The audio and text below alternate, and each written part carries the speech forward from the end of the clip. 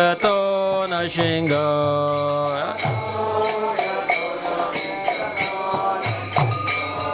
Vahe nashinga Hridaye nashinga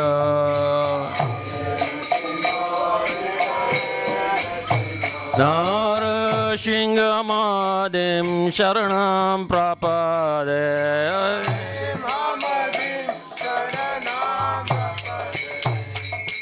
Tava Kala Kamala Vare Naka Advuta Shinga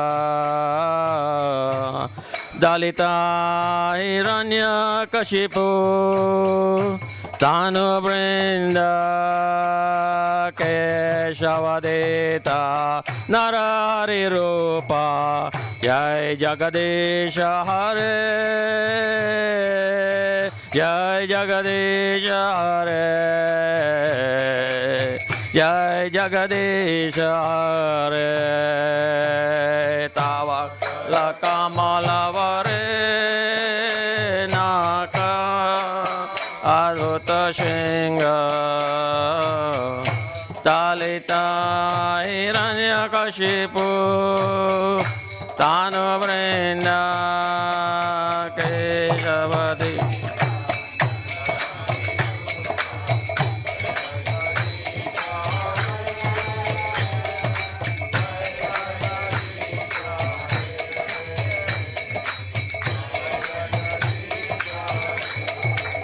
Jaya Nashingade Nashingade Jaya Nashingade Jaya Nashingade Jaya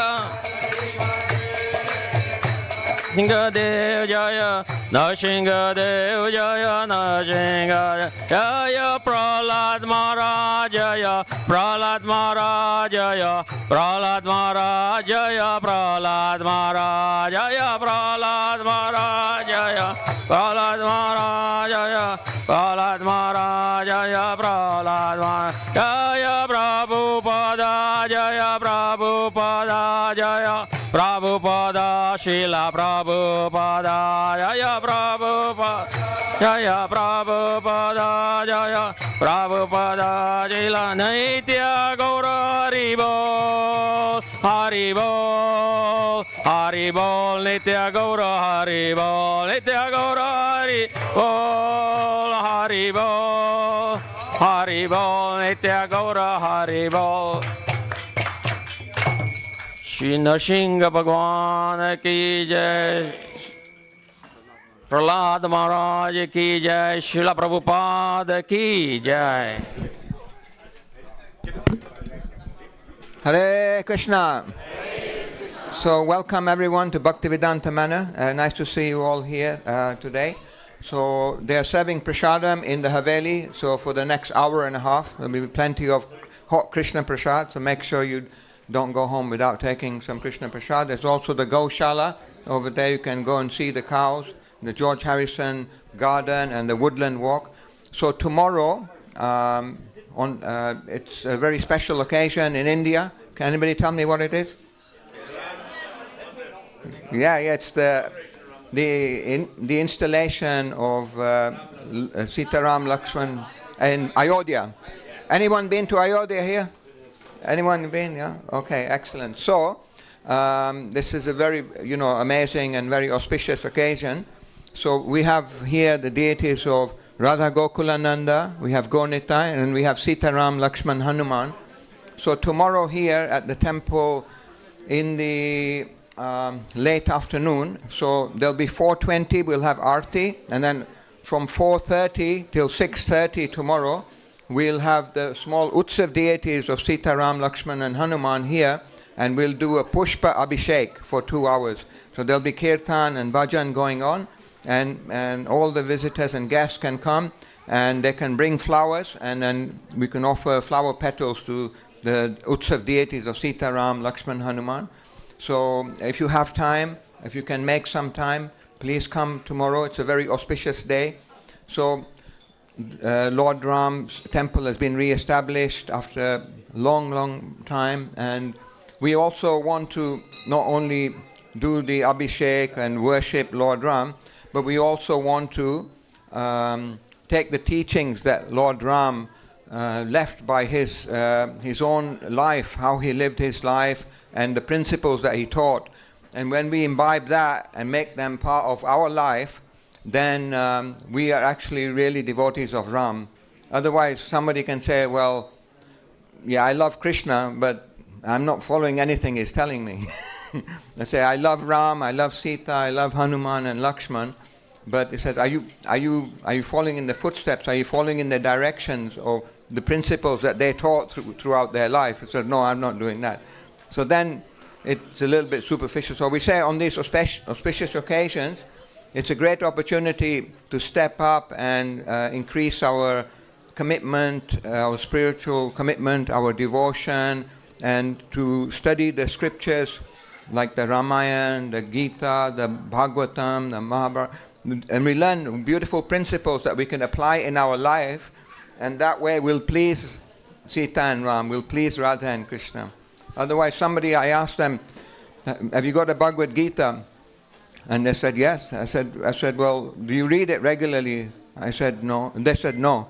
I said, well, you just keep it on the shelf? I said, many people say, I keep it on the shelf.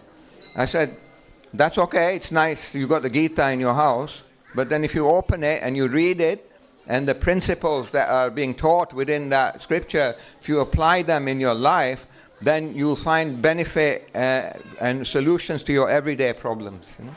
So these pastimes, the Lord's appearance and activities are there to benefit us. You know, Paritranaya sadhunam vinascha duskritam dharma samstapanathaya sambhavami yuge yuge. So millennium after millennium, the Lord comes in his many different incarnations to perform his pastimes, to attract the devotees, to protect the devotees, and also to annihilate the miscreants. But he doesn't really have to come to annihilate the miscreants. He can send a tsunami or an earthquake, or tonight there's going to be gale force winds 80 miles an hour. So he can finish the miscreants like that. But the main reason he comes is to perform his pastimes to attract the devotees. So then if we absorb ourselves in hearing and chanting the names of the Lord, and if we absorb ourselves in hearing the pastimes of the Lord and his entourage and his activities, that purifies our consciousness, it purifies our heart, purifies our mind. So therefore we can make room then for him to reside there. You know? Otherwise, with so much junk, with so many other things are going on, then there's not much room for him there. So please, it's an auspicious occasion. Use it as a springboard to progress your devotion. You know, do something nice for Ram, for Sita and Ram. Do something nice for yourself by making a bit more commitment. Get up a little bit earlier in the morning, take a shower, chant Hare Krishna, Krishna Krishna, Hare Hare, Hare Ram, Ram Ram, Hare Hare. Chant on the beach, read the scriptures, come more often, do some seva. There's so many things you can do. And when we do something positive, then we are the ones who are helped. So anyway, thank you so much. Now there's going to be a Bhagavad Gita class here in the temple room, and then the darshan will continue, and then this evening 4:20 is the next arti, and then there's going to be 6 o'clock, there's going to be bhajans in between, and 6 o'clock there's another class, and then 7 o'clock evening arti, and then 9 o'clock arti. So thank you so much for coming today. Hare Krishna. Shri Shri Radha Gokulananda Ji ki. Shri Shri Sita Ram Lakshman Hanuman ki. Shri Shri Gaur Nitai ki. Srila Prabhupada ki. Nitai Gaur Premanandi. Haribo.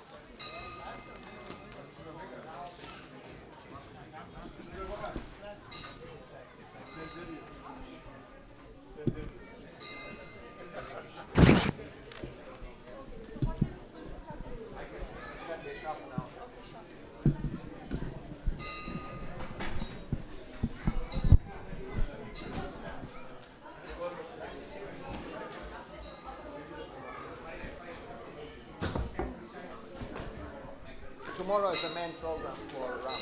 Tomorrow. Four. I'm not singing Ram Bhajan and Yeah. So if you say then we can 4:20 to 6:30.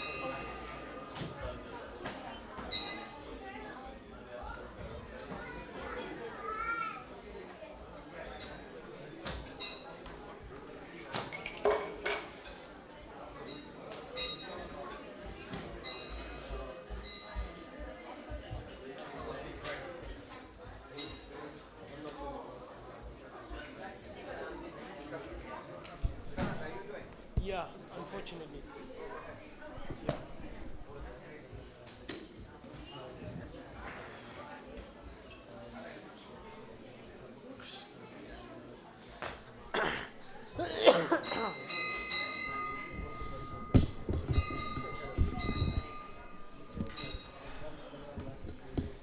Hare Krishna. Hare Krishna. So now there'll be a class on the Bhagavad Gita. This is the Bhagavad Gita, I'm sure everyone knows. And we'll be reading from this wonderful sacred book. And before we begin, we'll just sing a song which is usually done before such discourses. The song's name is called Jai Radha Madhav. It's called Jai Radha Madhav because that's the first line of the song, and we're glorifying their lordships, Radha Madhav. So it's usually sung in call and response. So I'll sing the first line, and then if you like, you can repeat after in a response fashion. Jaya Radha Madhava Kunja Bihari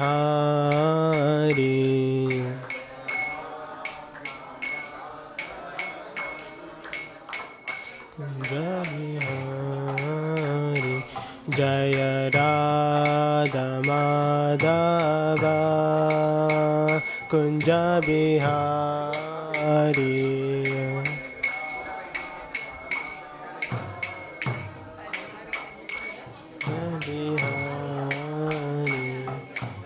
Gopi Jana Vallabha Girivaradari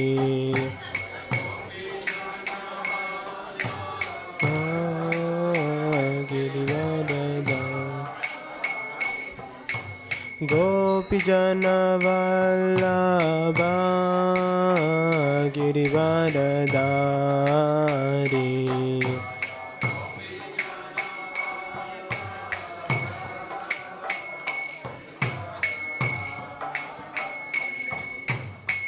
Yashodanandana Braja Jana Ranjana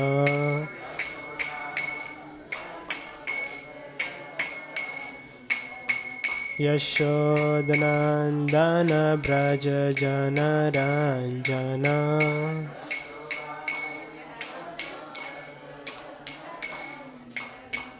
Yamuna Tira Vanachari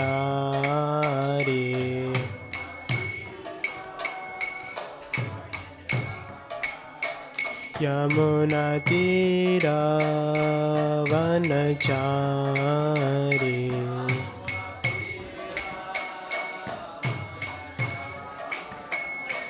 Jaya Radha Madhava Kunja Bihari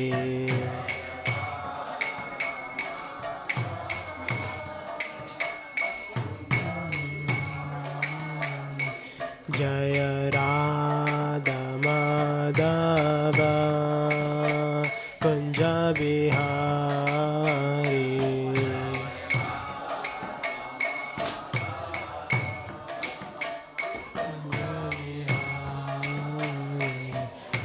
Gopi Jana Vallabha Girivaradari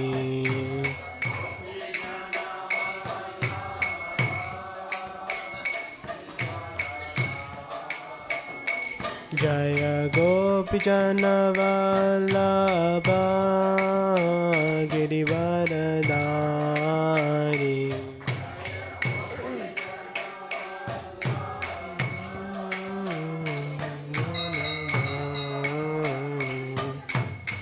Yashodanandana Braja Jana Ranjana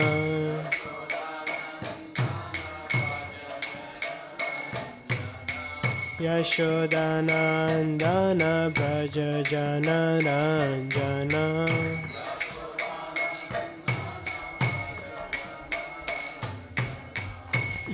Yamunatira Vanachari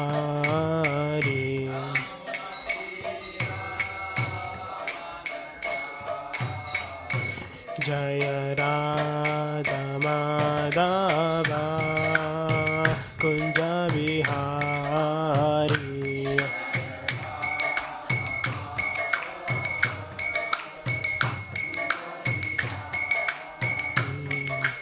Gopi Jana Vallabha Girivaradari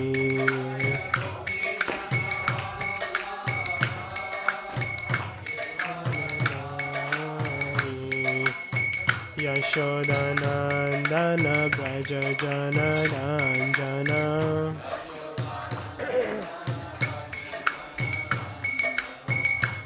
Yamunatira Vanachari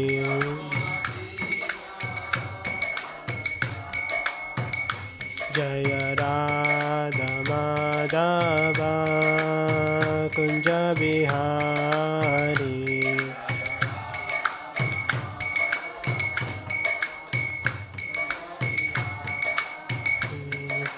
Gopi Jana Vallabha Girivaradari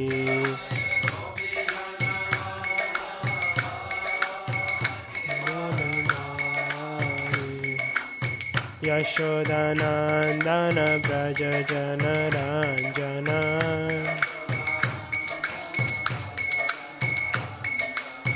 Yamunatira Vanachari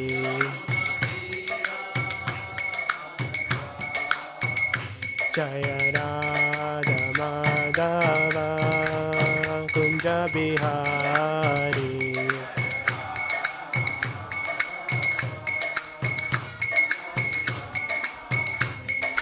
Gopi Jana Vallabha Girivaradari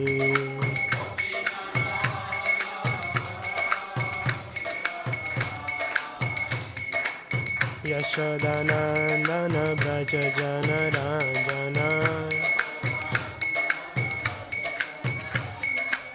Yamunatira Vanachari Jaya Radha Madhava Kunja Vihari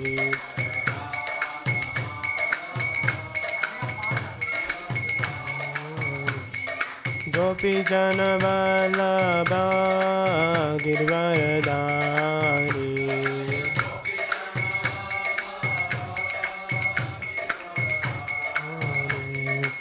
Yashodanandana Braja Jana Ranjana Yamunatira Vanachari Jaya Radha Madhava Kunja Vihari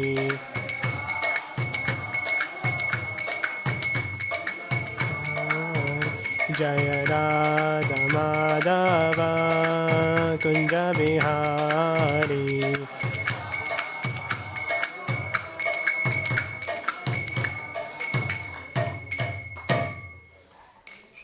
Thank you everyone for your kind participation. So before we begin, we'll just recite some invocation prayers. So if you like, you can repeat after me. Om Namo Bhagavate Vasudevaya.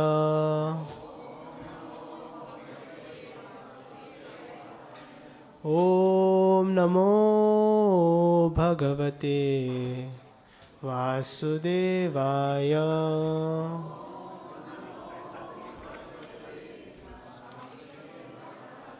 Om Namo Bhagavate Vasudevaya.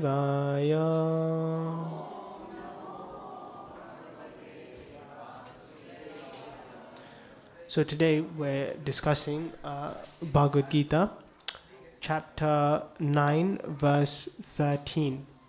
So maybe I'll just recite the Sanskrit and we'll move on to the translation and purport. Mahatmanas tumam partha daivim prakritim ashrita bhajantya ananya manaso gyantva bhutadimavvyayam.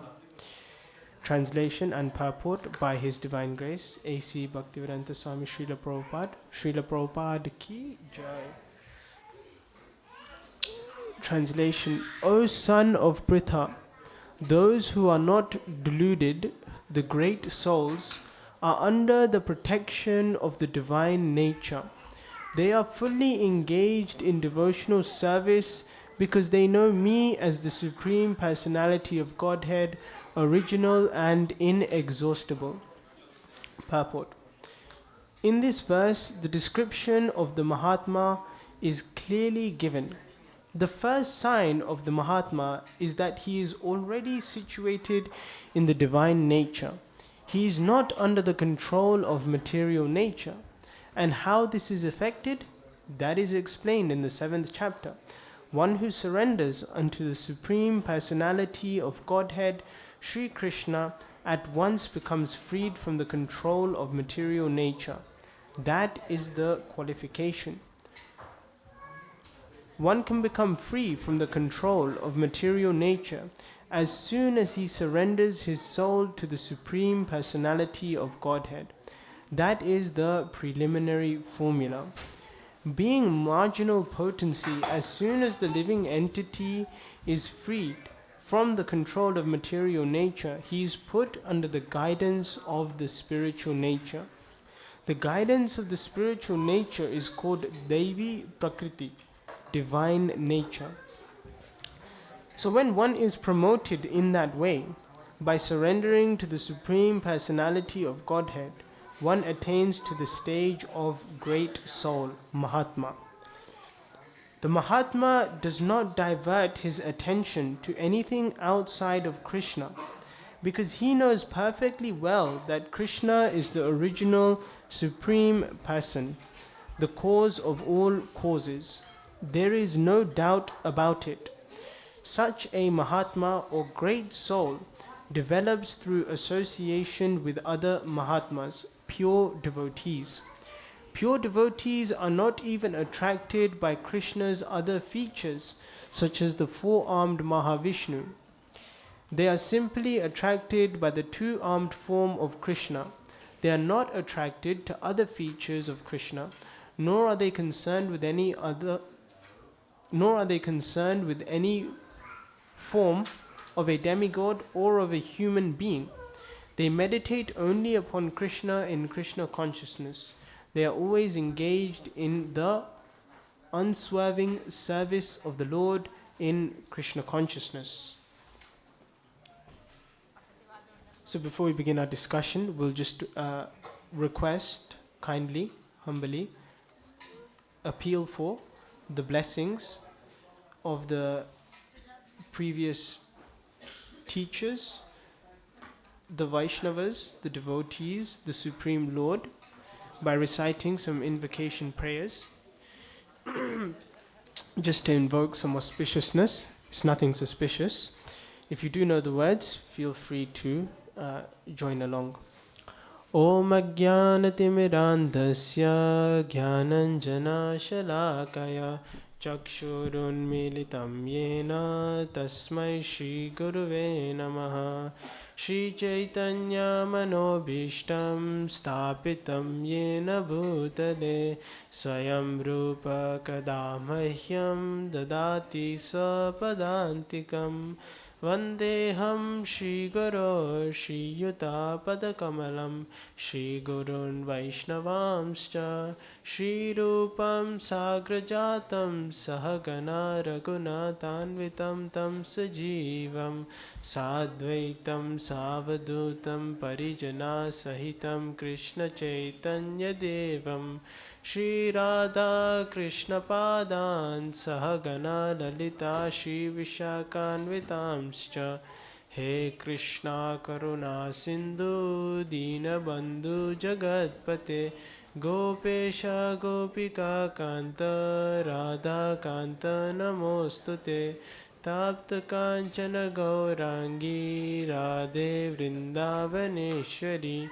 Vrishabhanusute Devi Pranamami Hari Priye Vanchakalpatarubhyascha Kripa Sindhubhya evacha Patitanam Pavanebhyo Vaishnavebhyo Namo Namaha Jai Shri Krishna Chaitanya Prabhu Nityananda Shri Advaita Gadadhara Shivasadi Gaura Bhakta Vrinda Hare Krishna Krishna Krishna Hare Hare Hare Rama Rama Rama Hare Hare Hare Krishna Krishna Krishna Hare Hare Hare Rama Rama Rama Hare Hare Hare Krishna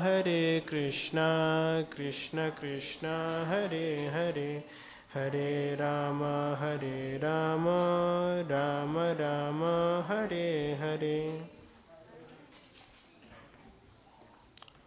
So thank you everyone for coming to Bhaktivedanta Manor. So here a Mahatma is described. Now when we think of the term, the word Mahatma, in society there may be many connotations of the word Mahatma. Sometimes it kind of means anyone who does something out of the ordinary in a good sense.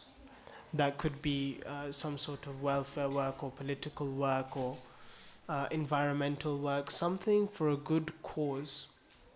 And in that way, sometimes the term Mahatma is defined. However, here, according to the Bhagavad Gita, Mahatma does not necessarily refer to any kind of good or pious deed that is performed by an individual. According to the Bhagavad Gita, doing some extraordinarily good activity, pious activity for the benefit of others does not necessarily mean that one becomes a Mahatma.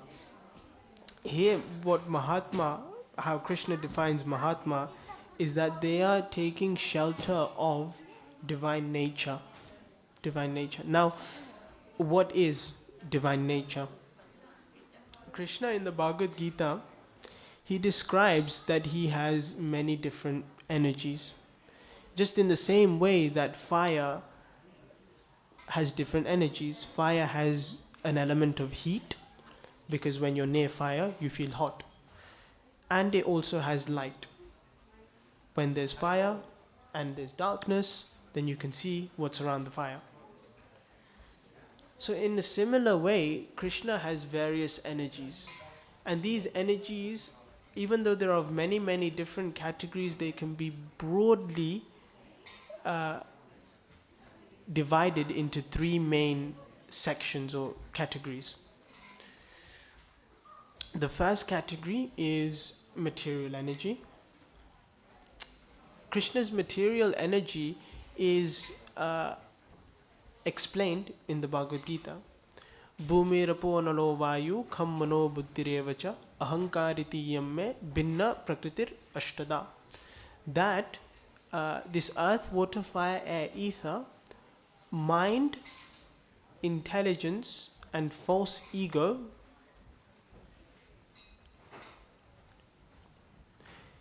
are my 8 separated energies. These are Krishna's 8 separated energies. Now these energies, they can be divided into 2 categories also. The first 5 can be considered as gross matter: earth, water, fire, air, ether. This kind of defines material elements we see around us, like, for example, wood or something, or some metal. These are gross elements. And if we look at ourselves as well, then our body also is made up of some of these gross elements. Like, at a base level, a body composes of a lot of hydrogen, carbon, nitrogen, etc., etc., oxygen, many of these base kind of elements. So this is what is referred to by the gross energy. The next category of material energy is the subtle energy, and that comprises of the mind, intelligence, and false ego. So this is known as subtle because it's subtle, and if we look at ourselves, we also possess these. We have a mind, we have intelligence. All of you definitely have intelligence because you're here at Bhaktivedanta Manor. So, and we have some sort of false ego, or some sort of ego at least, that we have some sense of identification. Then Krishna goes on to describe the second category of his energy, which is known as marginal energy. First category was gross. Second is marginal. He mentions in the Bhagavad Gita, aparayam itastanyam prakritim vidime param jiva bhutam mahabaho yayedam dharyate jagat. Actually, let me find the translation. So this is from chapter 7, somewhere in chapter 7. It is verse 5 of chapter 7. And this comes straight after Krishna has discussed the material energy. Krishna says, besides these, O mighty armed Arjuna, there is another superior energy of mine, which comprises the living entities who are exploiting the resources of this material inferior nature. So here Krishna is mentioning that the spirit soul is Krishna's marginal energy. It's described as marginal because in quality the spirit soul is the same. It's of complete spiritual nature. But in quantity it is so minute. And because it is so minute, it has the tendency to be covered. For example, when we have a fire, like a bonfire or something, and from the fire comes some spark, that spark can easily be dwindled or diminished. Its potency to radiate light and heat may very easily be diminished. However, that is not the case with the fire. With a full-blown fire, it is very difficult to diminish its potency to radiate light and heat. So in the same way, the quality is the same. The spark of fire also has the qualities of heat and light, and so does the fire. But the difference is the quantity. So in the same way, the living entity, as in us, have the same quality as the Supreme Lord, but in quantity we are different. And that's because we are part and parcel of the Supreme Lord. We are naturally children of God. And Krishna even describes, Mama evamsha jiva loke jiva bhuta sanatana manashashtani indriyani prakriti stani karshati. In the 15th chapter, Krishna mentions the living entities in this conditioned world are my eternal fragmental parts. Due to conditioned life, they are struggling very hard with the six senses, which include the mind. So we are Krishna's parts and parcels, and therefore we have the same inherent quality as a spiritual being as the Supreme Lord. But the difference is we're different in quantity. And now the third nature of Krishna, third energy of Krishna, is his spiritual energy. His spiritual energy is completely spiritual. It is completely devoid of any material conception. And that is, in one sense, Krishna is directly in touch with such energy. In regards to the material energy, he does not directly get involved. But with spiritual energy, he is directly involved. And so here in the verse under discussion, when it mentions that great souls, they take protection of divine nature, that means that their every activity and in essence their being is directed by Krishna. Their every action, their every thought is dedicated to Krishna. And in that way, they are united with Krishna. They have revived their relationship with Krishna and are acting in that relationship. And so I thought today maybe what we can do is discuss a little bit about an example of someone who is a Mahatma, who is completely connected with Krishna. And one example is Srila Prabhupada. So maybe just raise your hands if you know who Srila Prabhupada is. So I see a few hands in the air. So Srila Prabhupada is the person just sitting over there, as you can see to your right, my left.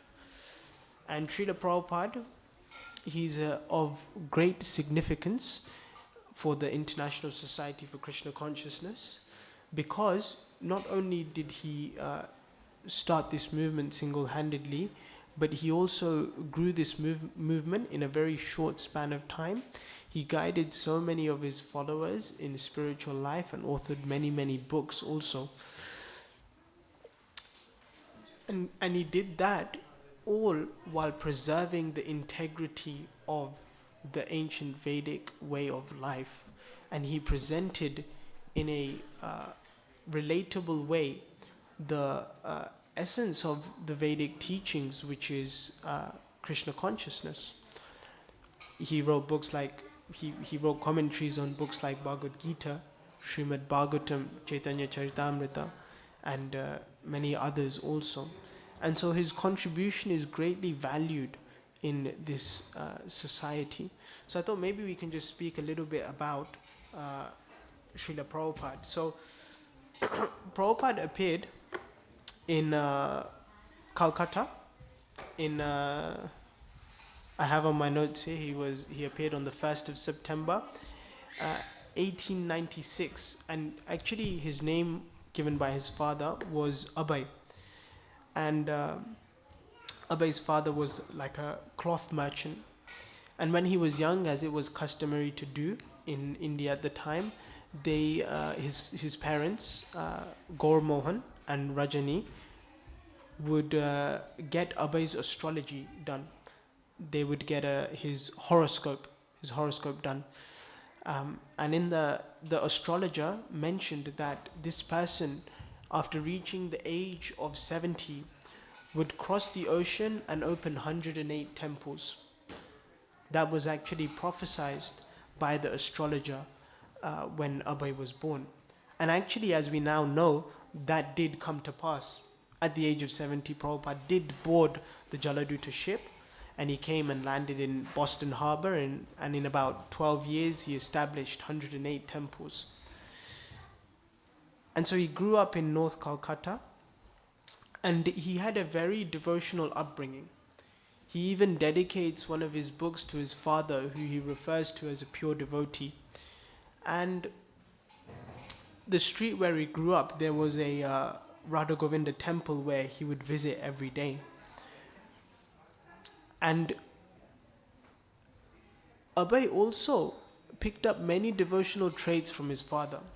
His father was very devotional, and Abhay would see his practices.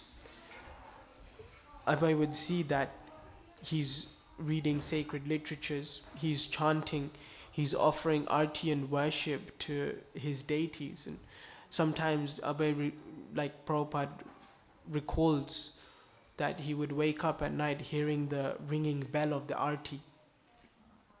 Despite trying to be soft, it's a bell. And so Abhay's upbringing was very devotional and very spiritual. As Abhay started to grow older, his mother wanted him to become a lawyer, a solicitor. And his mother had the ambition that let's send our son abroad and he can become like a really cool lawyer and make some success of his life. But his father was completely against that idea. His father didn't want him to go. His father was more interested in Abhay developing devotional service and a spiritual attitude in his life. And so his father also protested that by coming to foreign countries outside of India, there is a great risk that Abhay will pick up bad habits. For example, maybe engaging in illicit activity or eating meat or drinking, because of course Abhay was raised in a Brahminical family and they did not eat meat or drink alcohol, etc. And so Abhay's father was worried that if he went abroad, there may be a risk of him picking up these habits. Rather, Abhay's father was more interested in Abhay pursuing devotional skills, and therefore at a young age, Abhay's father, Gaur Mohan, he hired a mridanga teacher. A mridanga is a clay drum. You may have seen some of us play over there. It's like a two-sided drum.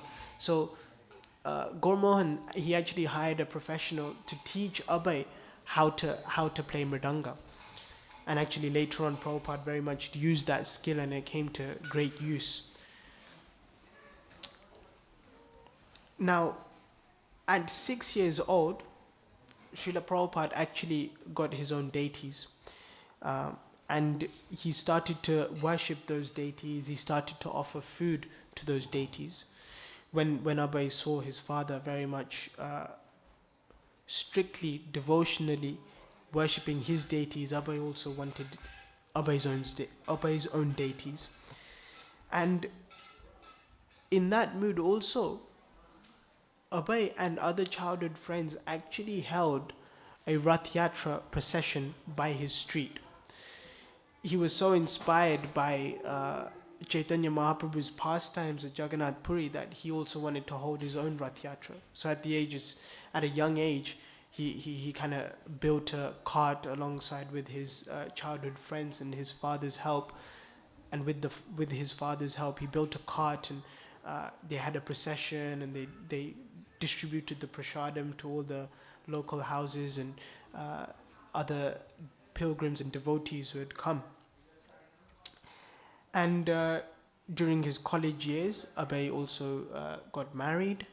And as he grew older, he would many times just go to the railway station and look at when is the next train to Jagannath Puri, because he had a longing in his heart to go to that annual Rath Yatra procession that happens in Jagannath Puri. Who here has been to Jagannath Puri, just out of curiosity?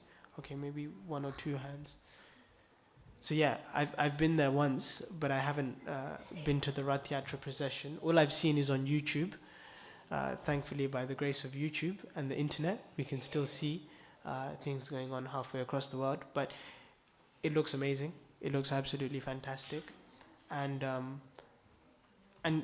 just to imagine, like, Chaitanya Mahaprabhu there dancing with his closest associates and companions, we can just imagine what it must have been like, what kind of yearning Abhay must have had to go there himself. And during his college times, Abhay was very much influenced by the independence movement. At this time, of course, India was under the British rule. And Abhay was very much attracted to what was being spoken by Gandhi. And he very much liked what he heard.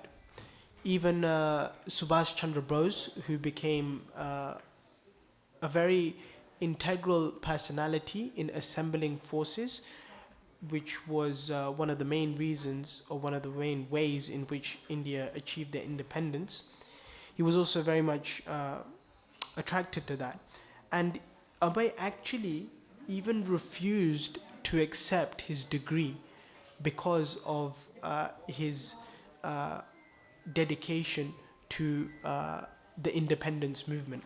At that time, the leaders of the independence movement, such as Gandhi, were protesting and appealing to all the students to not accept their degrees as a sign of protest. So he didn't accept his degree. But despite that, his father actually managed to get him a job somewhere as a department manager in a laboratory. So despite that, Abhay was still okay. Now in 1922, a very significant event actually occurs. Abhay meets Bhaktivedanta Saraswati Thakur. This personality is, if you look at the photo frame, on the very left is Srila Prabhupada. The next to the right is Bhaktivedanta Saraswati Thakur. So in 1922, at Ulta something Junction Road in Calcutta, Srila Prabhupada meets Bhaktivedanta Saraswati Thakur. Now, at first, Abhay doesn't want to meet him. His friend actually is saying, come, let's meet this one sadhu who's come to town. And at the time, Abhay is resisting. He's like, nah, I don't want to see this sadhu. I've seen many sadhus before. And Abhay is referring to the many sadhus who used to visit his home during his childhood. And Abhay didn't have such a great impression of these sadhus because sometimes their character would not match up to what was described in the scriptures. And therefore he was quite doubtful. But because his friend continued to persist, just give it a go, just check it out, there's no harm. If you go and you don't like him, okay, no problem. So then upon his insistence, he went. And as is customary in India, when you see a saintly person, especially someone in the renounced order of life, which is known as sannyas, when you see a sannyasi, the custom is to bow down. And at the time, Bhaktivedanta Saraswati Thakur was a sannyasi. So Abhay and his friend were bowing down out of respect. And just as they were getting up, Bhaktivedanta Saraswati Thakur tells Abhay that you are educated young men. Why don't you preach Lord Chaitanya's message throughout the whole world? So on this very first meeting, before even Abhay had a chance to say anything, he received such a proposal. Why don't you go and preach? Now, just to put this in context, like he's saying all over the world, Lord Chaitanya's message. And Abhay is thinking like, what do you mean? Like, what? Like he's completely like awestruck. First of all, India isn't even independent. How will anyone listen to India's message? You're like subjugated by someone else. What do you have to bring to the table? Abhay is thinking in that way. And so he puts forward his arguments to Bhaktivedanta Saraswati Thakur that look, yeah, that this is fine, but first we have to become independent. Otherwise, who will listen to us? But Bhaktivedanta Saraswati Thakur says that this is too important. This is urgent.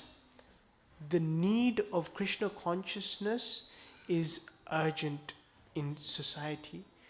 And he exclaims that there is no scarcity of anything in the world apart from Krishna consciousness. There's no scarcity of food, grains, water, etc., etc. All material necessities are provided by providence. There is no scarcity. The only thing that is scarce is the lack of greed.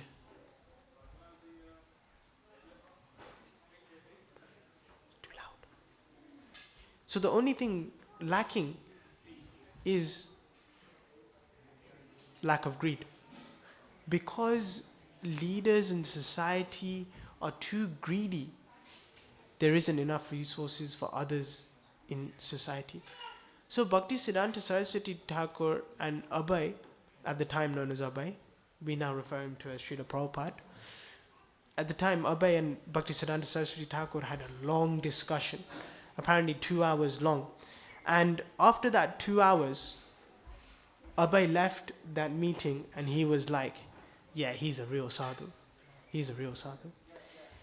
And Prabhupada later remembers and he mentions that at that very moment I accepted him in my heart as my spiritual master. I accepted him in my heart as spiritual master, even though formally that only happened 10 years later.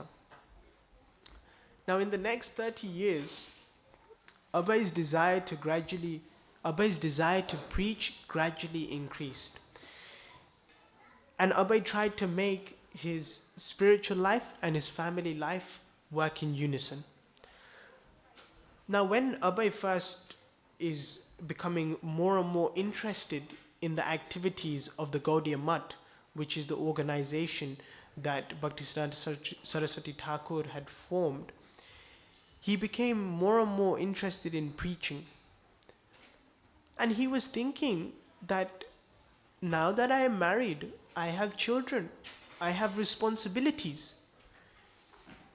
If I wasn't married, I could go and carry out this order immediately. I could go. I could leave. I don't have any obligations. But now Abhay has a wife, Abhay has children. How can he just leave them? It is his duty. It is his duty to look after them.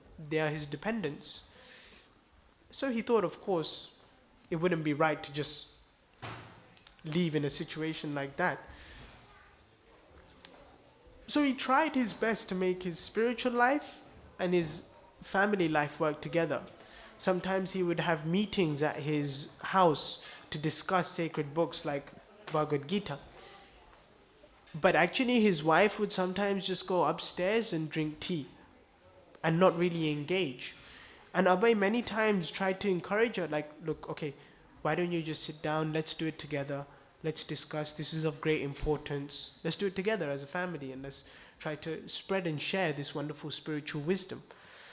But she wasn't really having it. And in the meantime, Abhai's business, he had also set up business as well, set up a business. He, after his job as a department manager in a laboratory, he actually set up his own business and he was traveling various places as well. And he thought, let me make a lot of money. Not that he was after money for his own personal use, but he wanted to use that money so that he could spread and share spiritual wisdom, like what his spiritual master, Bhaktisiddhanta Saraswati Thakur, instructed him to do so, to spread and share this wisdom. But somehow or other, his businesses did not work out.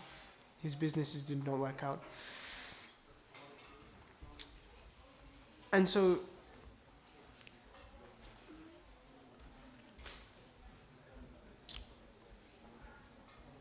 he still tried to make his business work out. There were maybe repeated failings, but nonetheless Abhay was determined. Now I think in 1937 or 35, it was the birthday of his spiritual master, which is technically referred to as a Vyasa Puja. It is basically a day of honoring the spiritual master and an offering of gratitude for what they have helped us with. And so on that day, Abhay wrote a poem. And in that poem, he mentions that the Supreme Lord is sentient. I can't remember the exact wording, but the gist is that the Supreme Lord is sentient, and Bhaktisiddhanta Saraswati Thakur is dispelling all the misunderstandings of that conception. Because at the time, many philosophers, and even today now, many spiritualists think of the supreme absolute truth as impersonal. So when Abhay wrote this one poem, which had a particular stanza declaring that Bhaktisiddhanta Saraswati Thakur preached that the Supreme Lord is sentient, Bhaktisiddhanta Saraswati Thakur was very much pleased. He was very happy to see what Abhay had written. In fact, he even claimed that, he even instructed his followers that whatever Abhay writes, publish it. Bhaktisiddhanta Saraswati Thakur at the time had a magazine called The Harmonist. And so he declared to those involved in the service of organizing, publishing, printing, editing the magazine Harmonist, whatever Abhay writes, publish it. And therefore, here I guess it's also important to note how Bhaktisiddhanta Saraswati Thakur gave a lot of importance to books, publishing. He actually referred it to as Brihat Mridanga. Mridanga is a clay drum like we spoke about, and Brihat means major or big.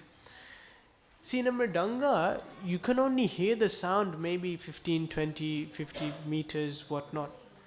But Brihat Mridanga means you can hear the sound from halfway across the world.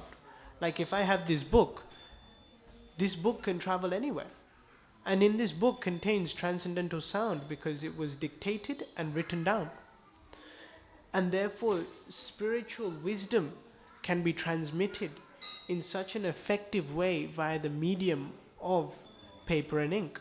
And therefore, Bhaktisiddhanta Saraswati Thakur gave it such great importance.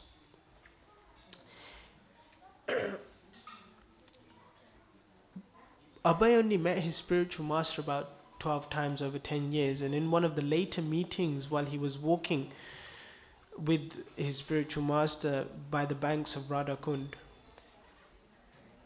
his spiritual master gave him a very integral instruction. He was mentioning how there is some quarrel going on in the Gaudiya Math, the organization Bhaktisiddhanta Saraswati Thakur founded.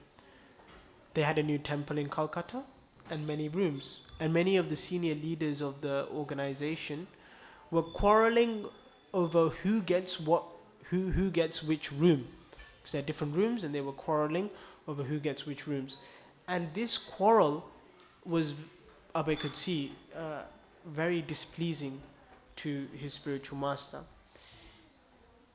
And Bhaktisiddhanta Saraswati Thakur even said that it would be better to sell all the marble of the temple and use that money to print and publish books. He even said that. And at that time, of course, this conversation with Abhay and Bhaktisiddhanta Saraswati Thakur, Abhay's spiritual master is revealing his mind, and they're talking intimately. And at that time, Bhaktisiddhanta Saraswati Thakur says, if you ever get money, print books. And that's why we see how Prabhupada's primary focus was printing books. Despite whatever would happen during the day, he would spend the early morning hours dictating into his dictaphone to print books. Prabhupada authored over 80 volumes of books. Considering the literary output of Srila Prabhupada alongside management of a worldwide organization with 108 temples, it's almost inconceivable. How did this even happen? It seems impossible. Now, if someone wants to write a book, they'll probably take 12 years, but Prabhupada wrote 80 books in 12 years. It's crazy,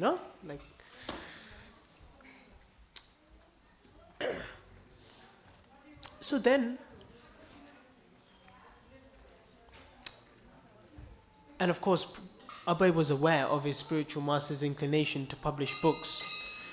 So as Abhay was progressing further in his life, he wanted to do something. He even started writing a commentary on the Bhagavad Gita, and he even started a fortnightly magazine called Back to Godhead. What inspired Prabhupada to especially start this magazine? Now, Prabhupada, he lived through many troubled times. First thing is that India was under the rule of Britain. Second thing is, the world went through a war, World War II. And at that time, because of some of the leaders in the military wanted to withhold food grains so that the enemy would not get sufficient strength. They wanted to starve the enemy. So because of this strategy, what it meant that Bengal had a massive, massive famine. Prabhupada saw that people were going hungry. They were going hungry. Thankfully, Prabhupada had enough money to take care of his family. But he saw day by day beggars on the streets increasing and increasing. More and more people were unable to afford the basic necessities of life. Because of why? Not because of